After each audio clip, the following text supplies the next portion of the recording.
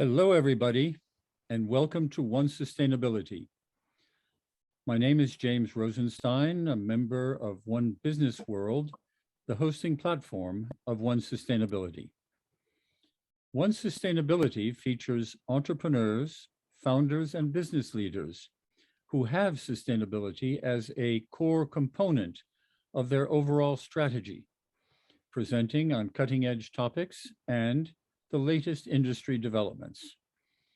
Our goal is to educate and inform the global business and entrepreneurial communities on the importance of sustainability and to promote and support sustainable business growth all around the world. Today, we're very pleased to welcome leading global sustainability entrepreneur, advisor, and thought leader, Dr. Ravi Fernando. Dr. Ravi Fernando is the chairman, CEO of Global Strategic Corporate Sustainability Pvt.Ltd, which operates in Luxembourg, Ireland, the United Kingdom, Vietnam, China, and Sri Lanka. His career with multinationals spanned from 1981 to 2007 with Unilever, Reckitt Benckiser, Smithkline Beecham International, covering Africa, the Middle East, and Asia in CEO and business development positions. Ravi was the first CEO of the Sri Lanka Institute of Nanotechnology and operations director of the Malaysia Blue Ocean Strategy Institute. Dr. Fernando was the UN Global Compact focal point from 2007 to 2011 and set up the UN Global Compact Sri Lanka network. He serves on the Sri Lanka Sustainable Development Council. He serves on the boards of LOLC Holdings, Ceylon Graphene Technologies Limited, Aitken Spence Plantations, Habitat for Humanity, UN Global Compact Sri Lanka, and Ceylon Asset Management. In September 2007, he won the Global Strategy Leadership Award at the World Strategy Summit in Mumbai. In February 2020, he won the World CSR Leadership Award. Dr. Ravi Fernando has an extensive educational background. He's an alum of the University of Cambridge, the European Business School, INSEAD, and the University of Colombo, and is a fellow in the Chartered Institute of Marketing in the UK. In 2017, he developed the ILA Future Directors Program for the Institute of Directors of Luxembourg, and he also created the 21st Century Board Leadership Model Masterclass. Ravi, it is awesome to have you here with us today to hear more about a sustainability mindset for the 21st century. Thank you and welcome to One Sustainability. Thank you very much, James, for those warm words of welcome, and a very good day to all of you, whatever time you are logged into this program. Let me start today by telling you that when we talk about sustainability mindset, it is a whole new game plan. And I'm looking forward to sharing with you what sustainability mindset really means in a very simple manner, so that every one of you are going to, in the next 1 hour, be experts in understanding what sustainability mindset is. So let me start with a slide which has inspired me a lot from former President of the United States, Barack Obama. And he said something really interesting. He said, we are the first generation to feel the impact of climate change and the last generation that can do something about it. We are the first generation to feel the impact of climate change. So let's look at how we are going to solve this problem. In terms of the first generation to feel the impact of climate change, Antonio Guterres, the UN Secretary General, said, we are facing a code red for humanity. And that is, ladies and gentlemen, the impact of climate change. President Obama also said, we are the last generation that's going to be able to do something about it. And the next topic that I have here is 21st century leadership, and that is how we are going to achieve that. And I would strongly urge all of you to look at the previous session I also did with One Business World and leading entrepreneurs, where I talked about 21st century leadership. But today's topic is sustainability mindset for the 21st century leadership.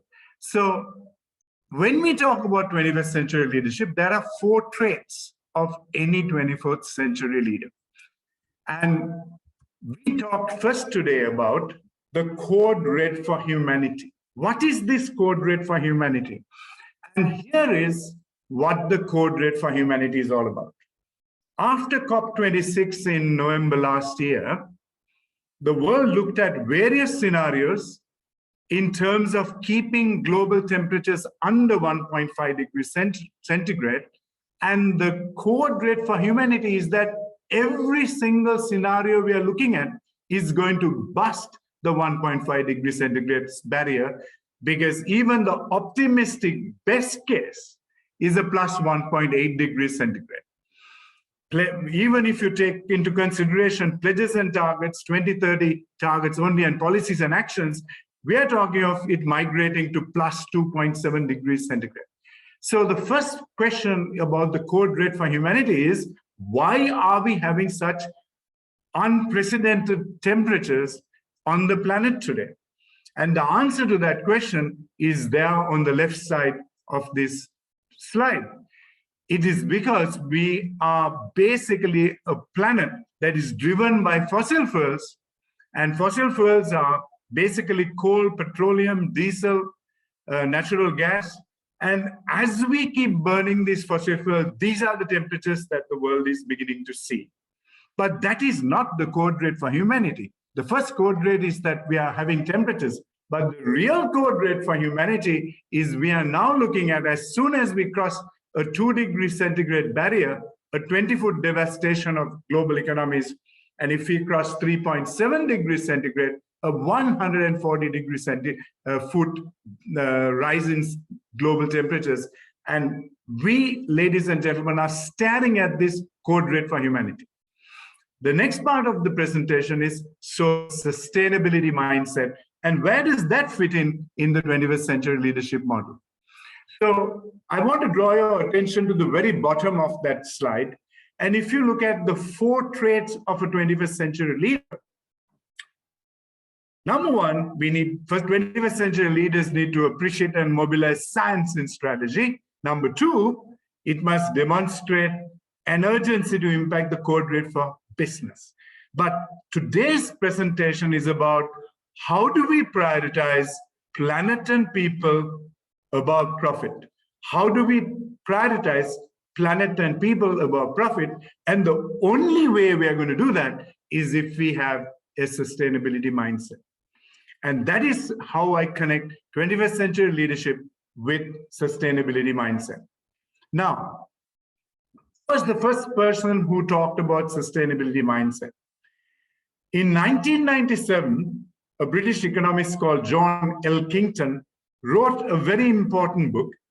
And this book was titled Cannibals with Forks, believe it or not. And he called it the triple bottom line of 21st century business. I'm so happy the word 21st century business was written even in 1997, because he realized the only way we are going to have sustainable business is if we have sustainable mindsets. And one of the interesting things he talked about, what he said was, for us to have economic sustainability or economic growth, we need to have strategies that ensure that we have environmental stewardship, and we also contribute to social progress. We need to have environmental stewardship, and we need to contribute to social progress. Now, one other way to remember this triple bottom line referred to by John Elkington is to refer to the 3 Ps of sustainability: planet, people, and profit.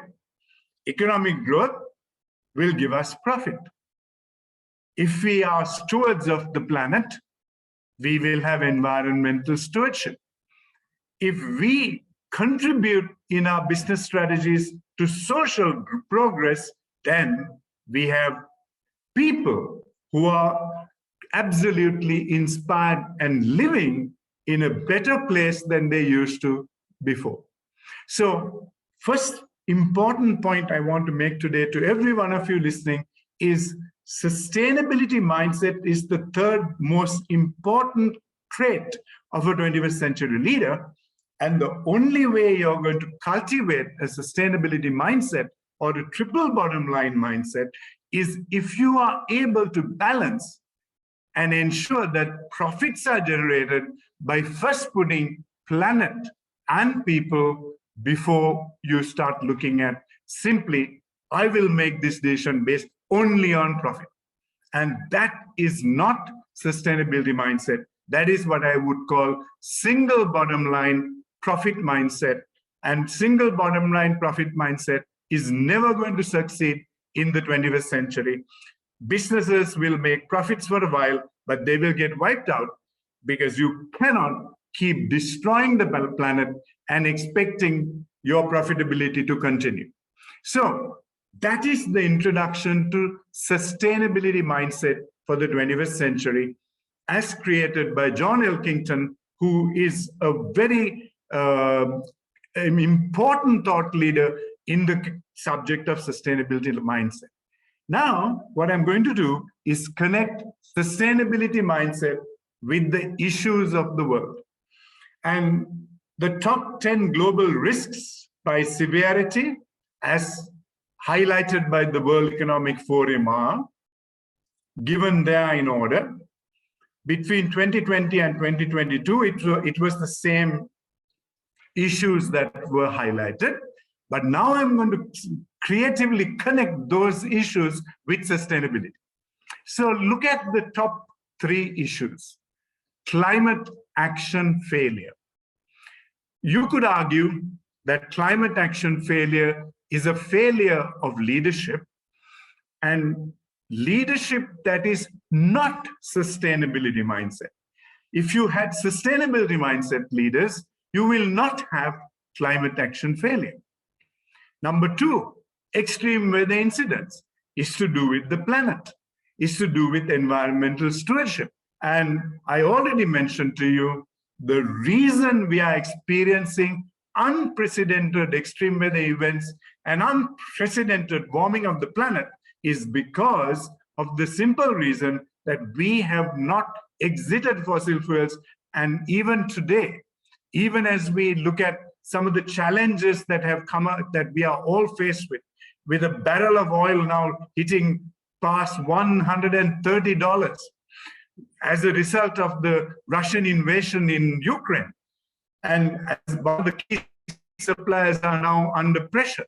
What is really interesting is that the European Union, even though they would love to exit fossil fuels as fast as possible, they cannot do that because they are so dependent on natural gas, and 40% of the natural gas of the European Union is coming from Russia.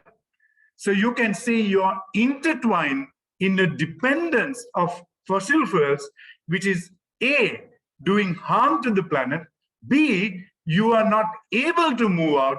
And why have we not moved out before this? Because we've known that we had to move out of fossil fuels from 1987. And then you can see it is the climate action failure of leaders. The third issue here is biodiversity loss, which is once again to do with environmental stewardship. So the first 3 issues that are the global risks in terms of severity are all around the planet, all around to do with environmental stewardship. And now we go to the second 3 issues, which are highlighted in terms of global risks: social cohesion erosion, livelihood crisis, infectious diseases. Let's look at livelihood crisis. The world has experienced 2 years of unprecedented livelihood crisis thanks to COVID-19. Right now, the people of Ukraine and the people living in and around that region are having a livelihood crisis because their livelihood, their regular livelihood is all disrupted. Infectious diseases continue to pummel the planet. And when we look at these 3 issues, they are all linked to the red of this image, which is basically impacting social progress. In fact, all 3 of them are inhibiting social progress. And that is to do with people. Then we look at the next 2 issues, human environmental damage and natural resource crisis. The human environmental damage is being caused by us deforesting at an unprecedented rate, knocking down forests for all kinds of reasons, including food.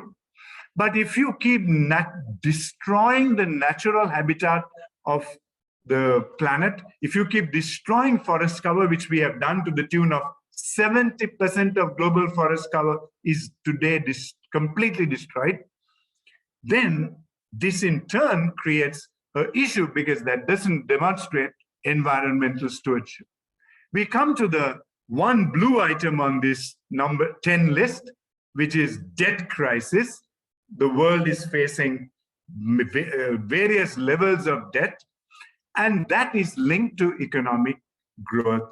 And if we don't manage debt, at some point in time, that will absolutely devastate economic growth. And the last one is to do with geo-economic confrontation. And we are facing geo-economic confrontation with what is happening in Europe right now, because that is an example of how geopolitics and economics have begun to impact each other. So what I'm trying to do here is to get all of you understanding what sustainability mindset is. And now I have connected the triple bottom line or sustainability mindset with the issues of the planet. And you can see out of those issues, at least 5 of the issues have to do with environmental stewardship or the planet. So if you want to be a 21st century leader, you need to pay attention to the 5 issues that we have been compromising up till now, and we continue to compromise even in the 21st century. And that is why we are now experiencing unprecedented extreme weather incidents. And this is a climate action failure in terms of leadership. We must also understand that social progress can never happen if we don't have leaders who understand that their business models must not only contribute to fantastic profits, but also their business model must contribute to social progress. If companies decide the only progress we need is the progress of shareholders or the few owners, we are then going to be compromising the livelihoods and the well-being of the majority of the world's population. Social progress is where everybody in society is benefiting from that business strategy in some way or another, not simply with a salary, but way beyond the salary. So now let's look at what is a triple bottom line leadership and a sustainability mindset leader. How will they perform? Let me tell you an easy way to remember this. If you have a business model that is generating economic growth and profitability, and let me start by telling all of you, no business can survive if they don't have a business model that is generating profits and having economic growth. No business model is ever going to survive. So I want to emphasize the importance of economic growth, economic profitability, but here's the caveat. If you're going to do so at any cost, then I would call you a 19th century leader who only is interested in economic growth and economic profit at any cost. But if you are a sustainability mindset leader, here's the big difference. You will have a business model that is driving economic growth, that is driving profitability, but you will ensure that that business model is totally understanding the importance of environmental stewardship and zero compromise of the environment. Because if you are a company leader or a business leader who's putting profit before planet, I would call you a 19th century leader. But if you are a leader who understands, and you can see here very clearly that we have already a situation where majority of the issues are to do with the planet, are to do with the environment. So you cannot be someone who is compromising the planet and delivering profit. If you are a sustainability mindset leader, you will give significant priority to ensure that your planet strategy or your environmental stewardship strategy is absolutely focused on protecting and regenerating the environment, not destroying it and hoping and praying that we have another planet in a few years' time. So economic growth and profitability strategy that contributes to the regeneration and protection of the environment and ensures that you do not destroy the planet as you deliver profits. But there's one other big deal when it comes to a triple bottom line sustainability mindset leader. That business model that is delivering profits, that is delivering economic growth, must also contribute to the social progress of the country, to the social progress of all your employees, and the social progress of the communities in which you operate. The last thing you want to hear is there's a company operating in a town in any country in the world, but the people in that community are all the poorest in the world. That means that company has dramatically failed that community. So in closing, in terms of the sustainability mindset, which is what I want to get fully integrated and ingrained in you, an economic growth and profitability strategy that has clearly built on environmental stewardship, first and foremost, and contributes to social progress. If you have a business model like that, then you are clearly driving a sustainable business, and you are driving the 21st century leadership through sustainability. And that is why I spent so much time trying to get this key message of who is a sustainability mindset leader. And now I hope it is very clear to you. And today, before the end of this session, I'm going to share with you an amazing example of a company whose leader clearly exudes the word sustainability mindset in every decision the leader has taken. And what is most important is this company has been a shining light in the United States of America and in most of the countries in the world, simply because this leader had a sustainability mindset going back 30, 40 years. So to be a 21st century leader, you don't have to be born in the 21st century. You don't have to live in the 21st century. You just need to have a mindset that is 21st century. And I can tell you, you can be any age you want, but you can have a sustainability mindset if you balance the 3 Ps of ensuring that you put planet and people before profit in your business strategy. So let's move on. But what are we doing in the world today? And this is important for you to understand. Are we putting planet before profit, or are we putting profit before planet? I have already shared with you the reason we are facing unprecedented extreme weather incidents and the 20 hottest years ever recorded on the planet. And we are getting close to a tipping point of plus 1.5 degrees centigrade, which leads to nearly a 20-foot sea level rise, which will wipe out quite a bit of the global economic gain, is because a majority of the companies in the world and majority of the countries in the world are yet continuing to put profit before planet. And can you imagine, even as I speak today to you, that the world spends $5.9 trillion per annum to subsidize fossil fuels so that every one of us can buy fossil fuels cheaper. We are subsidizing the very cause of the climate emergency. Now, how can that be sustainability mindset leadership? Look at the figures. We are spending $14.5 billion per day to subsidize fossil fuels. It works out to nearly $10 million per minute. And we are spending $168,000 per second to subsidize the very thing that is causing the climate emergency and the code red for humanity. One of the important facts I want to communicate to you is, if fossil fuel companies continue to do that and nations continue to do that, we are going to have a code red for humanity in a devastated and unlivable planet. So this is one thing that is totally, I would call this the compromise of the century. That in the 21st century, nations are subsidizing fossil fuels to the tune of $5.9 trillion per annum. It was $5.2 trillion a few years ago. We are now subsidizing it to the tune of $5.9 trillion. What are we doing here? We are putting profit before planet.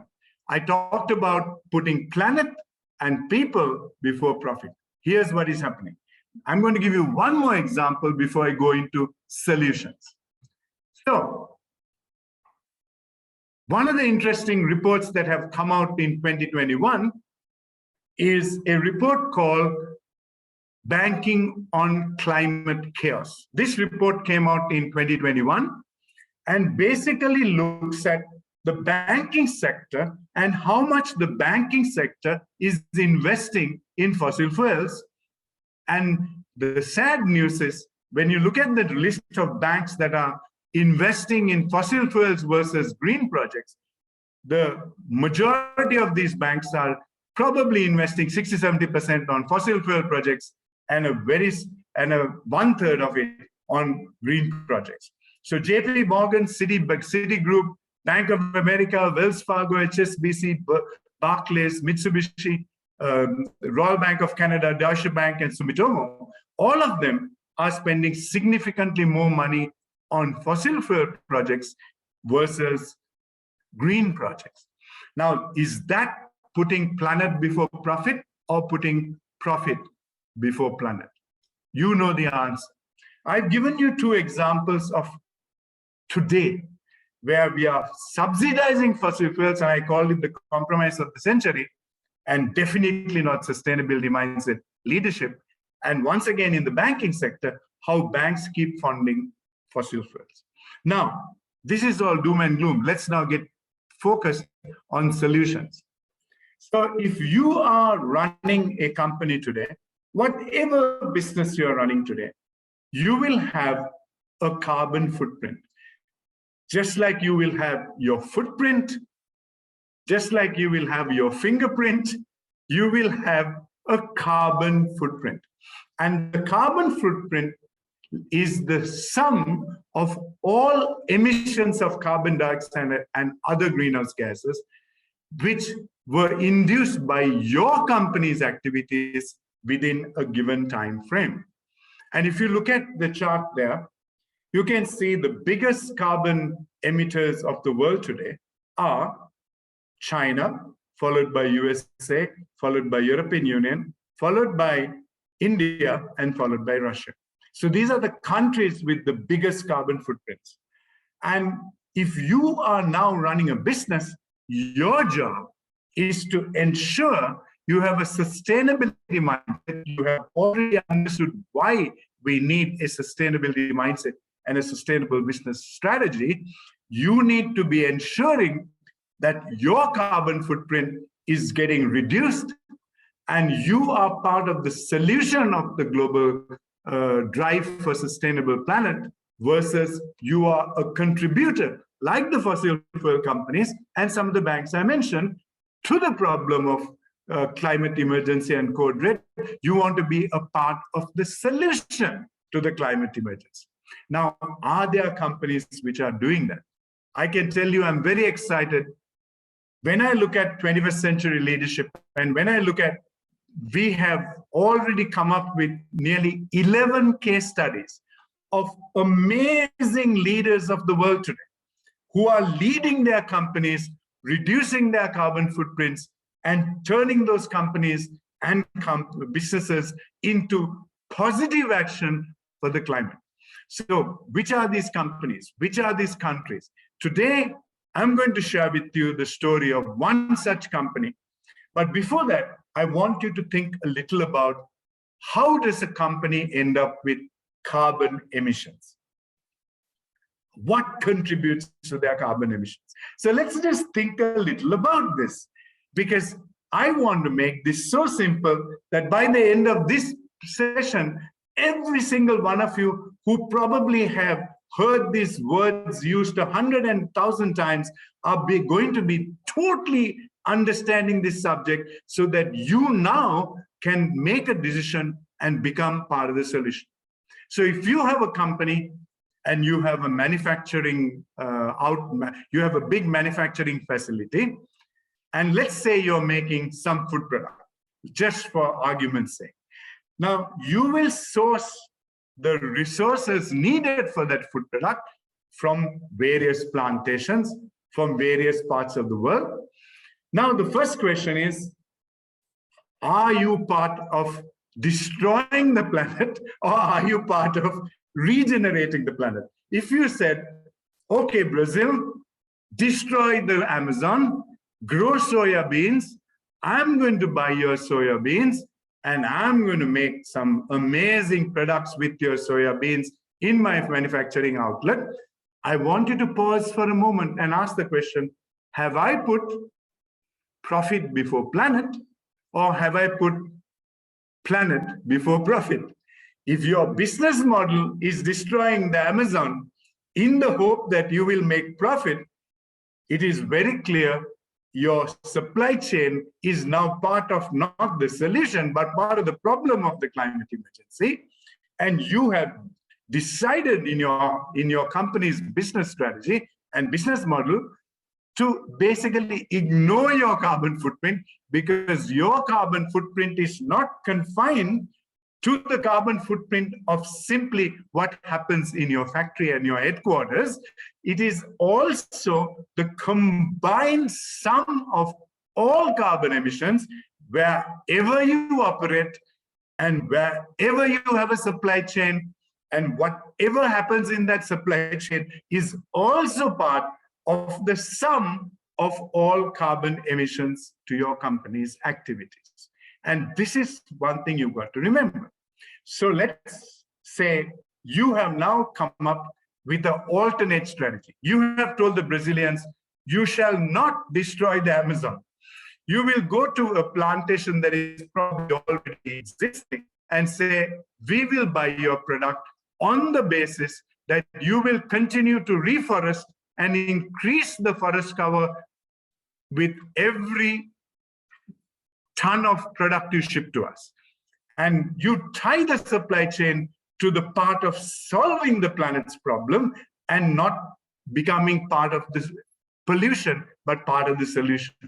You will then have to ask the question, once I make this product, what kind of energy sources am I using to manufacture this product in my factory?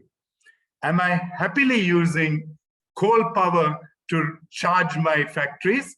Am I using diesel and petroleum-based energy to charge my factory? Or have I decided that every single factory I own, every single factory that works for me is going to be charged with, and the energy is going to come from renewable energy sources?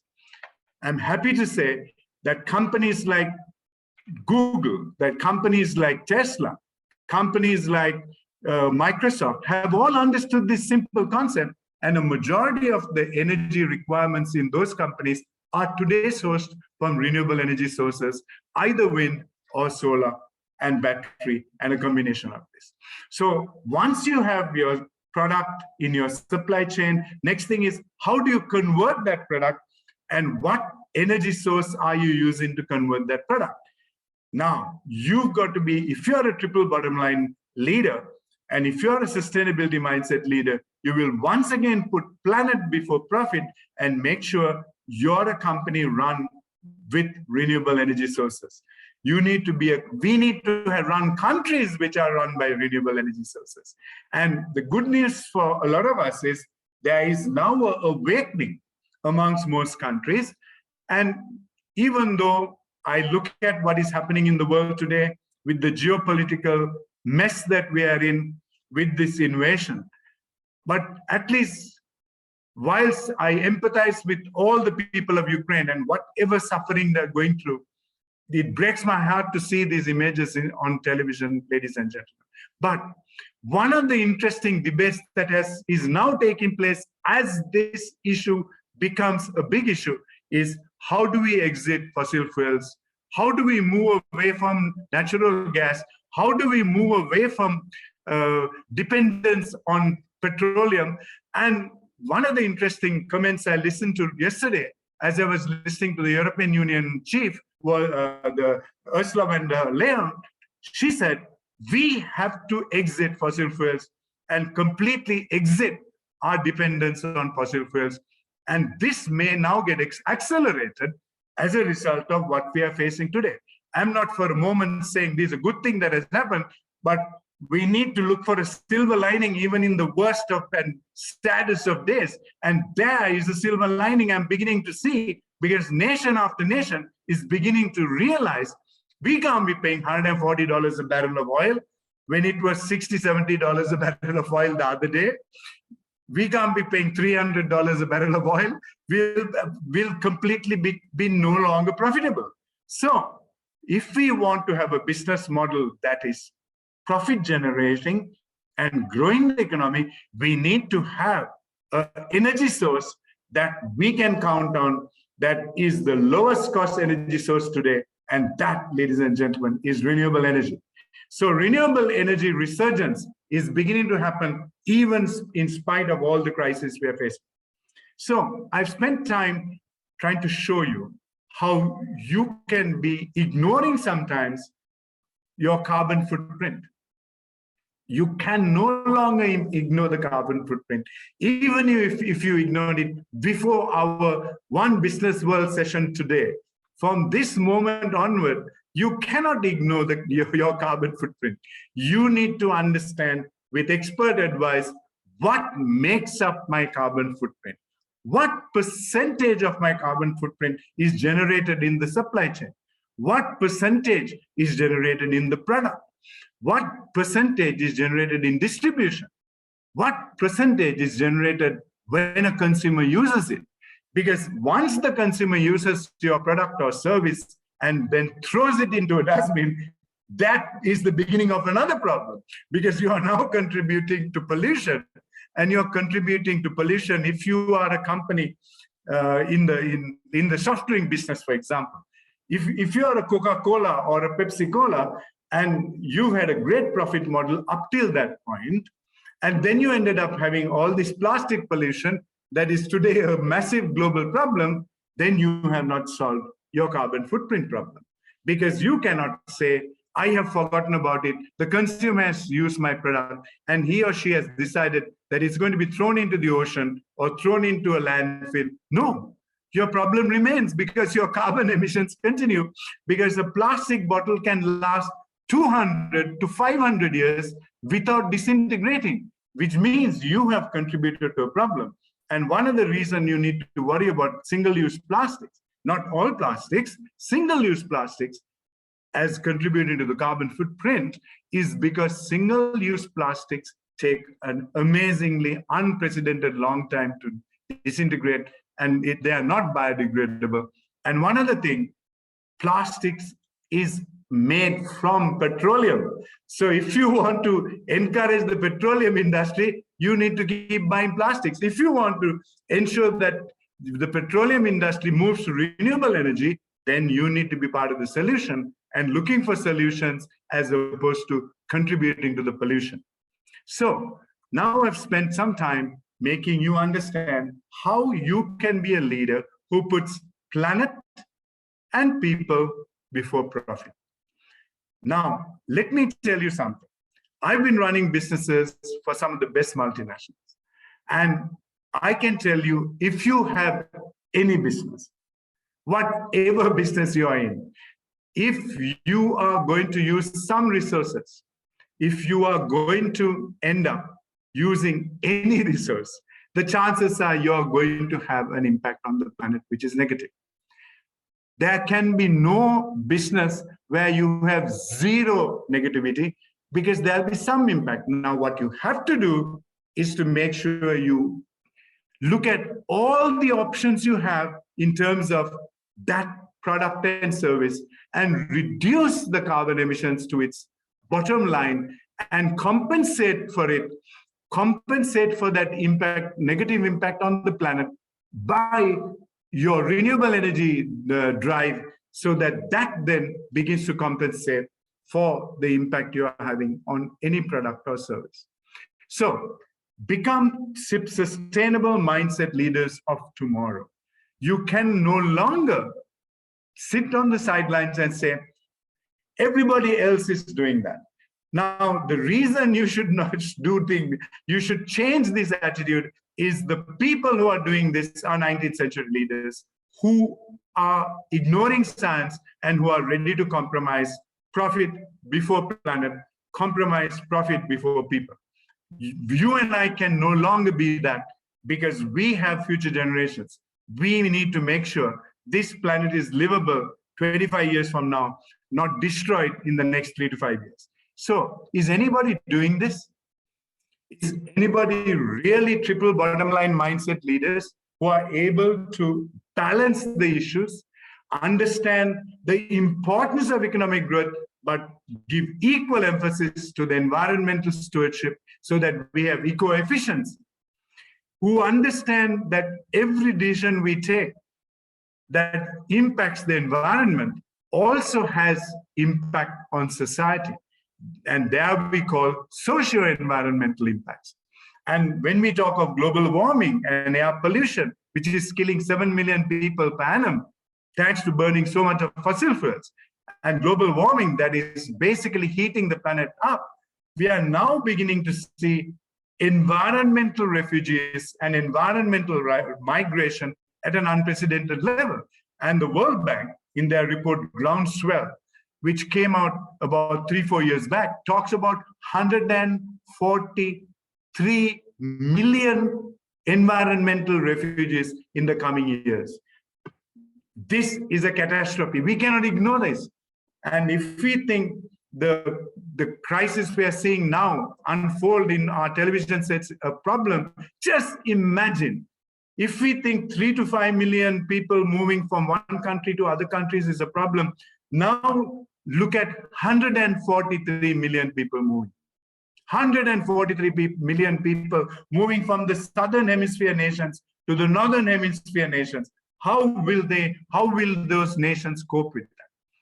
You also saw when we compromise economic growth versus profitability versus social progress, we end up with health emergencies and climate emergencies. So is any company worthy of doing the right thing? And I told you we have 11 amazing case studies, but I'm going to share with you one that I'm particularly inspired by. And as I share this case with you, I want you to think about this gentleman who started this company and ask the question, where did he become a 21st century leader, even in the 18th century and the 19th century? How did he become that?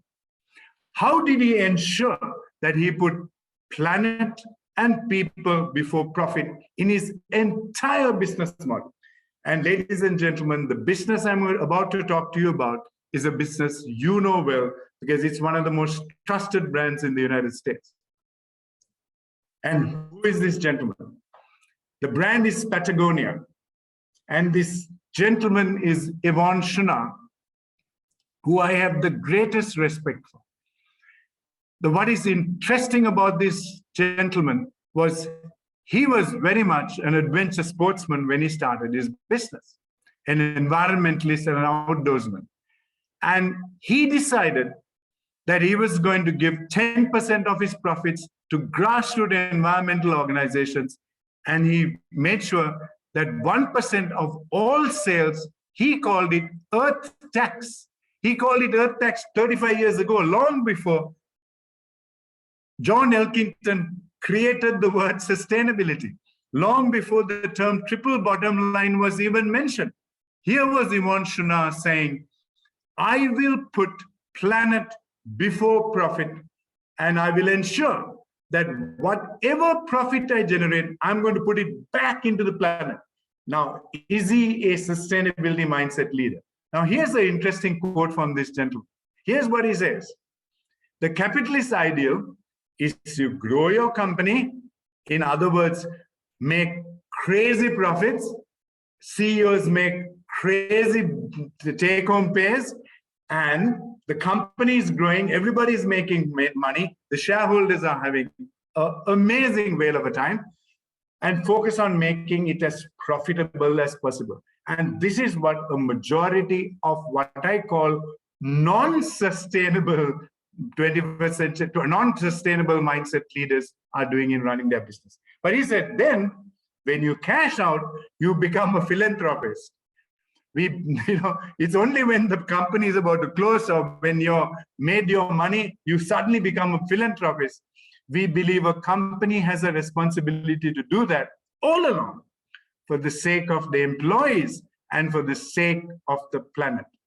So Yvonne Chouinard, a gentleman who put planet before profit in this amazingly successful company, Patagonia, in his category, he is by a mile the most profitable company in his category.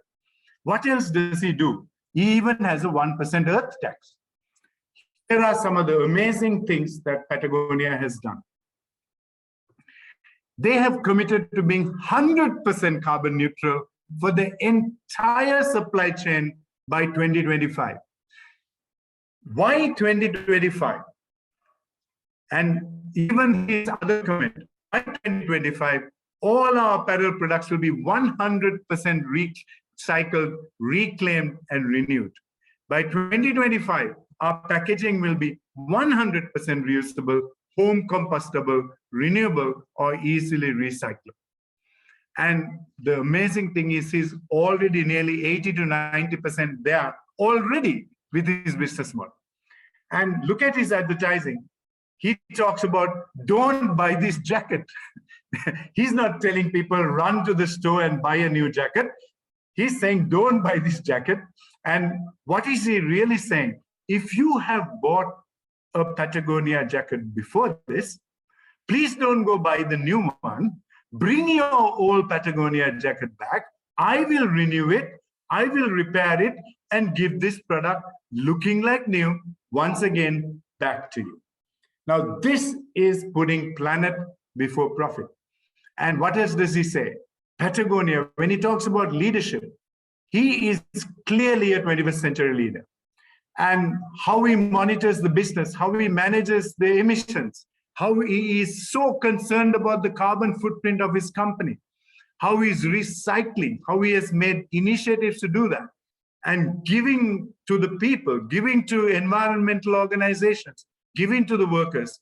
He's a key activist in this subject. He is about truth and striving for the future of this planet.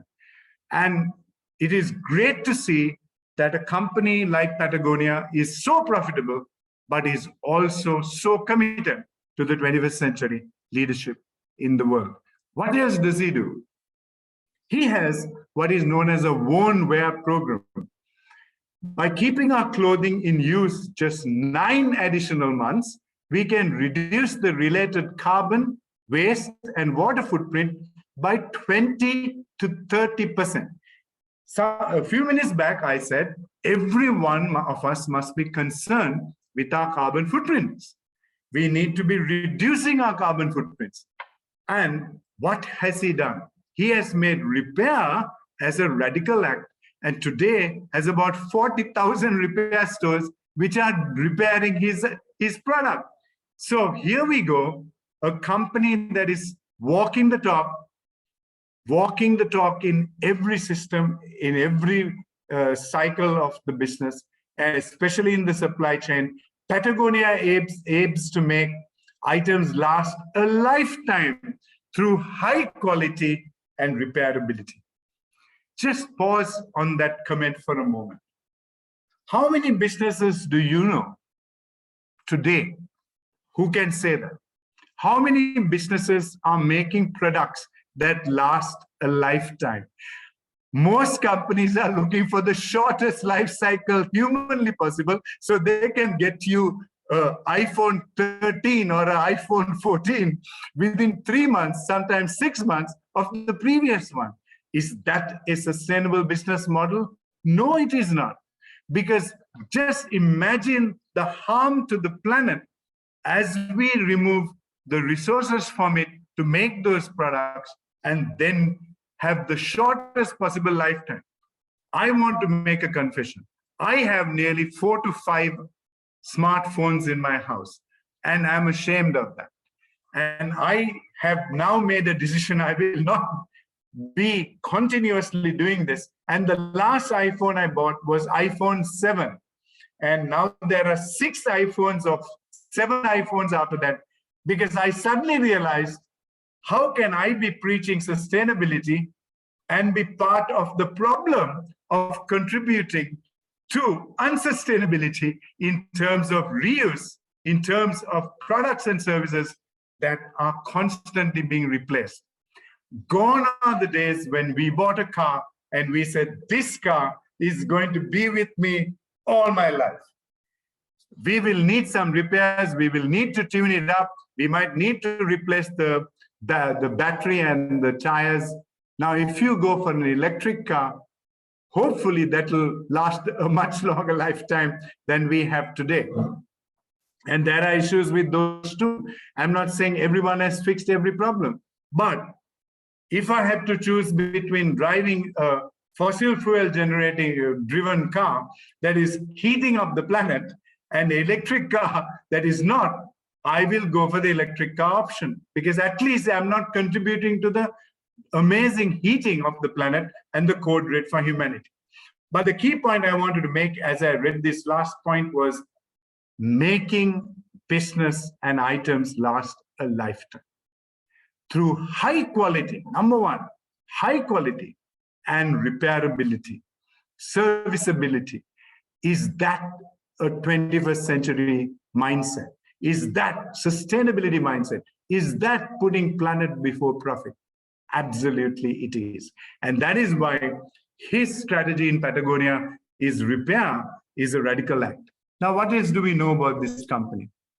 I have now given you a reasonably powerful case study to prove to you, you can have a business model that is generating profit, that is generating economic growth year on year, but is totally committed to the planet, totally committed to the environment, puts planet before profit, and is also committed to people and is driving society, driving the improvement of society by harming the planet to the least possible extent. So Patagonia is a world-class 21st century led sustainability mindset company. And I picked this case for today's session because I couldn't think of a better case to illustrate the point of sustainability mindset than how Patagonia works things out. And I can tell you, Patagonia has about 200-300 suppliers to their product line all over the world. You can go to the Patagonia website and know the carbon emissions and the carbon footprint of every single one of their suppliers, because their figures are monitored almost daily by Patagonia to make sure that none of them are driving a company or getting supplies from a company who is causing problems to the planet. So making sure your suppliers, your supply chain is committed to sustainability is equally important. Now, I want to wind up today by telling you a simple strategy how to become a planet and people before profit by looking at simply 3 major UN Sustainable Development Goals.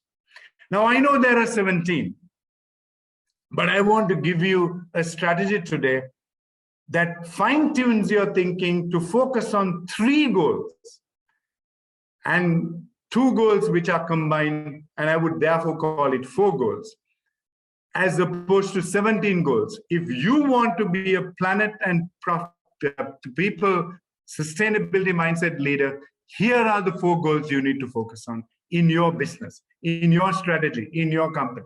Number 1, goal number 7. You've got to go from polluting fossil fuel energy-driven businesses and transportation to an affordable and clean energy solution. And it is when you have achieved this, you have begun your journey to reduce your carbon footprint. So number 1, an affordable clean energy, goal number 7. Number 2, ensure that your company in its entire life cycle is contributing to responsible consumption and production. Responsible consumption and production. In other words, you're not going to have products and services ending up in landfills and contributing to the great Pacific Ocean plastic patch, which is now apparently the size of a couple of islands. And that then is irresponsible consumption and production.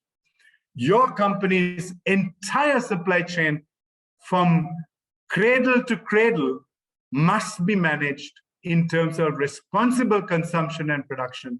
And if you have an area which is not responsible, then if you are a 21st century leader, if you want to be a sustainability mindset leader, focus on developing a solution to that. Goal number 12. The third goal that you need to focus on is ensure industry, innovation, and infrastructure.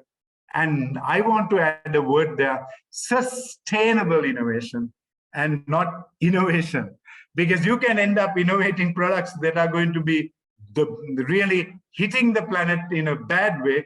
You want to be committed to sustainable innovation. When I look at Tesla's strategy, it is sustainable innovation. It is not just innovation, it is sustainable innovation. Does Tesla yet have areas to improve? Of course it has areas to improve, but it is weaning the world out of fossil fuel driven cars into electric vehicles, which are less of a problem to the planet. So the 3 major goals in any company strategy, which is led by a 21st century leader, are goal number 7, goal number 12, and goal number 9. Affordable renewable energy, get to 100% renewable energy driven, have a business model which has responsible consumption, cradle to cradle, ensure that you're driving sustainable innovation and having sustainable infrastructure and sustainable industry. These are the 3 frontline goals. And let me go to the extent of telling you, if you are a 21st century leader, if you want to be a sustainability mindset leader, your corporate strategy, your national strategy, your business strategy, your organization strategy must have these 3 goals front and center in your strategy. Last goal is I have combined 2 goals together because one doesn't exist without the other. Number 1, life on land in terms of forest covers, trees, and everything to do that is green and nature. If you destroy nature, you will not have water. If you don't have water, you will not have forest cover. So I'm just telling you, these 2 are intertwined goals. Goal number 15 and goal number 6, no forest cover, no water, no water, no forest cover. So we need to see these 2 goals as one and ensure our business strategy that puts planet before profit is ensuring that these 2 goals are looked after, are protected, are regenerated. how did the Middle East end up with having no water? Why is it that the Middle East today has to basically desalinate seawater to the tune of 90% of their water requirements? Because they destroyed all the forest cover they had. If you go back in time, we used to talk about the cedars of Lebanon, the cedar, the amazing the trees that grew in Egypt. They cut all of these to make ships and start sailing the ocean. And as a result, we end up having forests all destroyed and deserts replacing them. You as a 21st century sustainability mindset leader, these two goals have to be in any corporate strategy that you're driving. So I have made life very simple for you if you want to be a sustainability mindset leader. And as I get to my last slide, I want to go back to where I started. I told you the global risks of the world, 5 of the global risks of the world are to do with environmental stewardship. 3 of the goals are to do with social progress. 5 plus 3, 8 of the global risks in severity are to do with the planet and people. If 8 of the 10 risks of the world are to do with planet and people, then you had better put planet and people before profit. Otherwise, you are going to be solving one of the 9 problems and creating major problems for the other 9. This is the way I'd like you to remember today's session. Sustainability mindset is about an economic growth and profitability model that gives the planet its due stewardship and helps people progress in society. And you always make sure that every single decision you take has put planet and people before profit. If you and your board of directors and all your C-suite managers and your divisional managers and your leaders of your business cannot honestly look straight into each other's eyes and say, we have put planet and people before profit in every single one of our business decisions, then today is the day I want you to change and begin a new journey to become a 21st century leader who puts planet and people before profit. And I just want to say thank you for your time. And it's exactly 1 hour on my clock from the time I started. And I'm going to hand you over to James. James, over to you and Stelios. Well, Ravi, thank you so much for this such convincing and impressive presentation. Before we finish, I just want to ask you a couple of questions because, as we know, there are certain barriers, one of which is all that is involved in the transition from fossil fuel energy to renewable energy. A lot of places, governments, regions say this. We would like to move to more renewable energy. However, the sources of solar energy, of wind energy, are not enough to replace what we have. And there's also the huge issue of infrastructure. In other words, if you have great wind turbines off the coast in a state, in the United States, for example, how are you going to transfer that energy from the coast to the western part of the state? There are huge infrastructure issues that need to be addressed urgently. And also, when you're building solar panels and all that, once they need to be recycled, that has to be handled very responsibly because a lot of the issues, a lot of the ingredients and the materials in these systems are potentially dangerous. So that is one issue, which is how to make renewable energy much more available, much faster. And then you have the resistance, which is often political resistance. Because if you are living in a state where thousands of people are earning a decent living in coal factories, how are you going to convince them to move to something else? Now, there has been evidence that there are many more jobs in solar energy and all that, but it's very difficult to convince governments, governors, companies to move, partly because they don't see how it's going to benefit them, and also partly because they don't like change. They don't want to make any, big changes which would affect their business system and all that. So we all realize how urgent it is to move on, but there are these barriers and how best to confront them. Excellent. Yeah, this is a huge. Thanks, James. You have actually zeroed in a few minutes, all the three major issues the world is confronted today. And I'm really impressed that in those few words, you captured all the issues almost without leaving anyone out. Thank you for that. So let's start with the first issue. The first issue I see is about global leadership. 21st century leadership versus 19th century leadership. Now, when we talk about making decisions as a 21st century leader, we need to look at the medium to long term in every decision we take. Unfortunately, majority of the decisions are being taken today at a national level, at a business level, in terms of short-term and quarterly profits.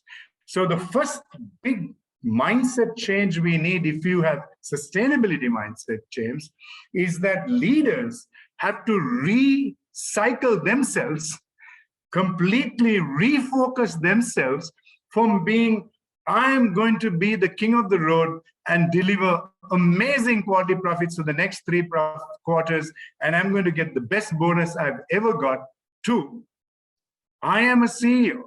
I have been given the stewardship of this company. My role is not simply to deliver amazing profits every quarter, but to also have a company that is sustainable in the medium to long term. How do I ensure that decision is taken? And the same must be taken by national leaders, where we have national leaders who unfortunately have a term in office. So business leaders don't have a term in business. I mean, when we start a business, we say, let's keep this business going for 50 years. Let's make it go for 100 years. We don't start by saying, okay, we just got 8 years and we've got to make the biggest amount of profits and run away. So there is a fundamental difference between a business leader and what I would call a political leader or a national leader. So the national leaders, when they make decisions, they are under pressure just as much as business leaders are under pressure to deliver quality profits. The national leaders have to give profits, have to deliver on societal issues in the short to medium term, as opposed to any other term. So they've got to put people before profit. They've got to put people before planet in every decision they take, as opposed to people and planet before profit. So the next question is, are they thinking of their 4 years in office, or their 8 years in office, or are they thinking of this nation and saying, America as a nation has lasted 250 years. It's got to last another 150 years to 200 years. What am I doing during my time in office as a senator, as a politician, as a vice president, as a GOP member, as whoever? What am I doing in my term of office that is strategic for the sustenance of this great nation way beyond my 4 years in office? So that is the first fundamental change that has to happen. And I call it a change from a 19th century short-term deliver profits at any cost. I've got to make sure that these guys vote for me in the next election, to, am I being a steward of the planet? Am I being a steward of this great nation? Am I having strategic mindset for this country or not? So that's the first one. So the second issue you brought up, James, quite brilliantly, was how do we move from fossil fuels to renewables like solar power and wind power in the short to medium term, when we have invested so much of time and money and energy and infrastructure, like the European Union has now is beginning to discover they can't just switch off the Russian gas taps because they have invested so much money in Nord Stream 1, and Nord Stream 1 took probably 10 years, 5 to 7 years to build, and now they have nice gas supplies coming from the refinery from the source right the way into the nations. Now there's a massive infrastructure that has already been invested in. So are we now going to stop this whole investment? We are going to have a massive problem if we do that. And how do we move from, we have built car companies which are all running on petroleum and diesel. Now you are telling us to go electric.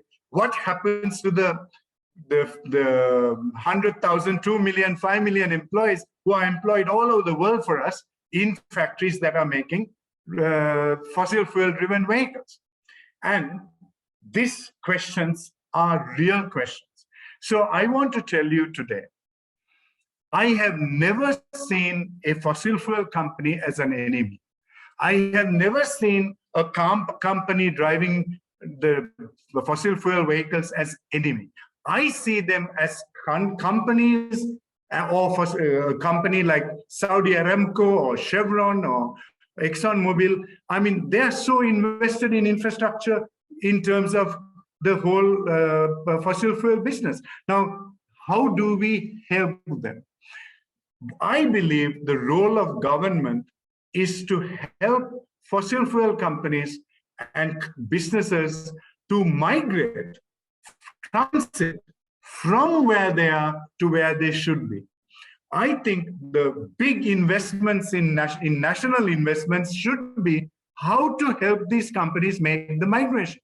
Because they know if they make the migration, the common thing is they will yet remain energy companies. But the difference is they are going to be energy companies not selling fossil fuels. They are going to be energy companies selling renewable energy. So how do you incentivize a fossil fuel company and say, we are going to be part of the infrastructure investment you need? We are going to give you tax breaks as you do that investment. We are going to ensure that in the short to medium term, whatever incentives you want, we are going to give them to you. We are going to help these car companies to migrate to become electric car companies. What is the short-term issues? What are the medium-term issues? How can we as government be part of the solution? And I think that is what is missing in the world today. The world needs to not look at companies in fossil fuels like the Saudi Aramcos, the ExxonMobils, the Chevrons, the BPs, the Shells as enemies, which is what unfortunately they are being now presented to the world as. And of course, they are fighting back with the Gazproms and Adanis of the world. They're basically saying, okay, you think you can take us on? Try it. And you ain't going to win no matter what you do, because we have such influence. We will make sure, whether it's COP26 or COP27 or the next Paris Agreement or the whatever agreement, we will ensure the word exiting fossil fuels is not in that agenda. We will ensure you will continue with fossil fuels till 2050 and 2070, whether you like it or not. Now, that is because we have turned these companies into enemies. We need to have a new 21st century mindset to help them migrate and move this infrastructure into the infrastructure that is needed. And you also then talked about batteries and solar power. So let me give some great news to everyone. Today, solar plus battery and wind plus battery is cheaper than coal power in the world already. And it is already on par or getting cheaper than fossil fuels like petroleum and diesel already, even for running your thermal power plants. Now, why aren't we moving there? If it's cheaper, the only reason we are not moving is because of the cost of change, the cost of infrastructure. It is so significant, we can't begin to do it even if it's cheaper. There was always a question of, is it cheaper? It is cheaper now. So now I think the 21st century leadership of nations must change the game, must begin to help these companies make the migration. And in terms of the solar panels you talked about and the responsible management of these things in terms of a life cycle. So generally, a solar panel has a 20 to 25-year life cycle. That is the general thinking. But the new perovskite solar panels that are coming out to the market with nearly a 40% efficacy versus the 16 to 19% efficacy we had already have built into it a recyclable opportunity. So now the secret is to move into the 21st century technologies. And I can put my hand on heart and say the 21st century technologies of renewables are amazing, whether it's smart grids with AI and renewable energy, whether it is algorithms that tell you how to manage your peak hours with your non-peak hours. Today, this is scientifically sorted out.